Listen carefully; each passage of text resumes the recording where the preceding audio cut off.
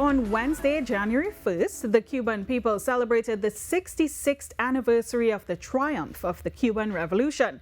This evening, we'll be joined on set by the Cuban Ambassador, Gustavo Daniel Veliz Olivares, who will provide insights into the lasting impact Cuba has had on world history while transforming its own reality. Good evening, Ambassador. Good evening, good evening. Thank you for the invitation. All right. Well, for the kind invitation once again. It's a pleasure to have you here with us. You know, Ambassador, for someone like myself who has never been to Cuba, never traveled to Cuba. You have to. And I personally invite yourself. Thank you for that. And seeing that you have been celebrating not just your 66th anniversary, but also 52 years of relationships with Trinidad and Tobago and Cuba. Tell me, what is Cuba like now, 6 decades later? Yeah, this is a good question because Cuba have the opportunity, because the Cuban Revolution, like you say, after January 1st, 1959, Cuba have a good or great and wide transformation in all Cubans, in all life of the Cuban people.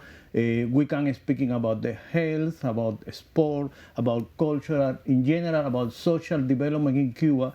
We have a really great and deep transformation in our life. And this is all options are or were up to now and will do or will be because the Cuban Revolution.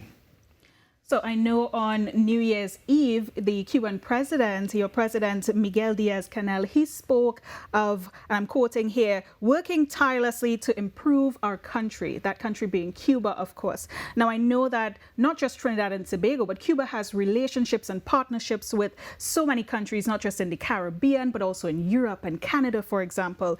Tell us, what does our nations, our region, have to offer Cuba in 2025? Yeah, I have to say, I have to take this opportunity to say that we have several reasons to celebrate, as you mentioned before.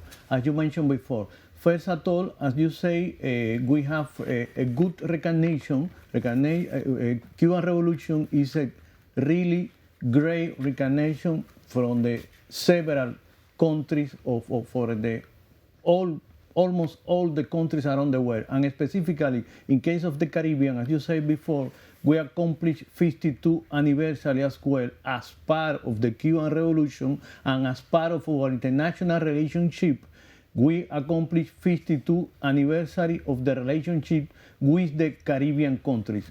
Actually, Trinidad and Tobago, along or together with Barbados, Jamaica, and Guyana, were the first country to sign in the relationship with Cuba. By the way, the relationship was established in the really important moment for Cuba, because Cuba was isolated because the same reason that Cuba is under pressure today, because they blockaded from the United States, because the sanction from the United States against Cuba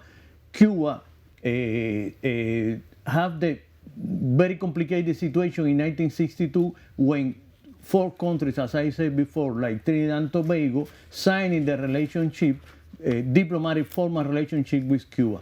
Today, we celebrate the revolution, as you said before, for different reasons. One of them is because the Cuban people is a stay on place.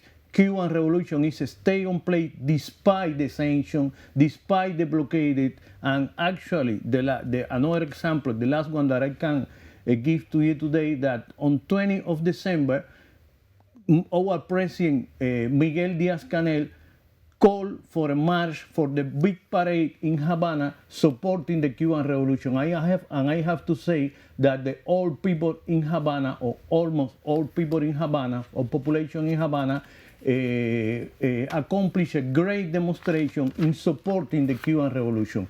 That's meaning that the people in Cuba have a great value of that is what is meant the Cuban Revolution for our personal life.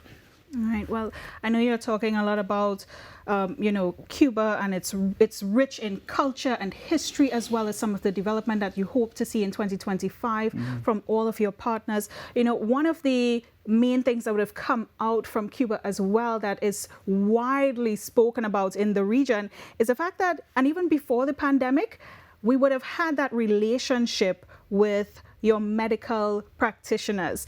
And it is something that is widely spoken about, where they operated during different tours of duty across the region. Tell me a little bit more about that initiative. Is it still ongoing? Is it on a rolling basis? How exactly does that work? Yeah, of course, it's still ongoing and will be ongoing.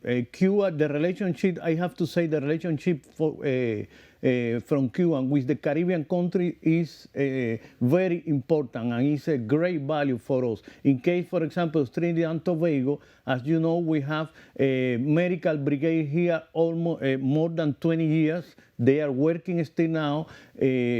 More than 700 Cuban doctors accomplish their duty here in Trinidad and Tobago, and we really appreciate, and we will continue to share our social development with the Caribbean countries. And I would like also to take this opportunity to express our appreciation to the government of Trinidad and Tobago and to the governments of the Caribbean, because constantly and consistently all the Caribbean countries supporting Cuba in different things. One of them, as I said before, calling to lifting the blockade and sanction from the United States against Cuba. That's very important for us. Same for the Minister of Foreign Affairs, the Prime Minister of Trinidad and Tobago is on our case, in this case, to supporting Cuba in that reason, and also asking to Cuba finally will be removed.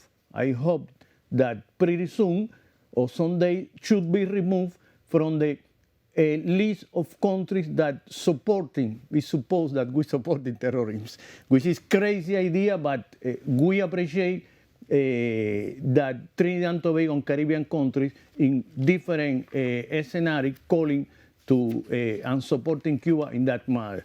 Thank you very much, Ambassador. And again, we are talking with Ambassador Gustavo Daniel Veliz Olivares, the Cuban ambassador here in Trinidad and Tobago. We want to thank him so much for his time as he shared with us just how much he is appreciative of not just Trinidad and Tobago, but the entire region's support of everything related to Cuba and strengthening the ties and its economic and commercial ties for access and stability toward a better and stronger Cuba. Thank you so very much, Ambassador.